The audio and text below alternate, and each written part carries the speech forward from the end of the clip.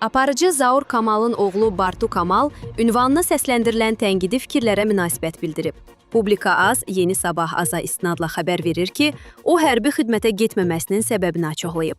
Bəzi ağıllı kəslərin diqqətinə çatdırıram ki, 18-19 yaşın tamam olması mütləq həmin an hərbi xidmətə yollanmaq demək deyil.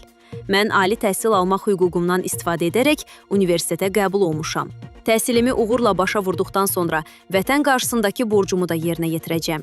Biraz geniş düşünməyi öyrənin. Ali savad hər bir gənc üçün vacibdir. Narahat olmayın, hər şeyin öz vaxtı var. Bartu, insanların başqalarını öz düşüncə tərzlərinə görə mühakimə etməsinə sərt reaksiya verib.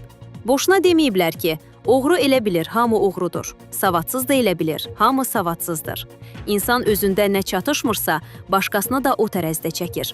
Mənim hədəflərim və təhsilim sizin dar düşüncənizə sığmırsa, bu artıq sizin probleminizdir. Qeyd edək ki, Bartu Kamal 2024-cü ildə Bakı Dövlət Universitetinin Jurnalistika fakültəsinə qəbul olub. O, hazırda atası Zaur Kamalla birlikdə həmin Zaur verilişində aparıcılıq edir və gələcəkdə televiziya aparıcısı olmağı planlaşdırır.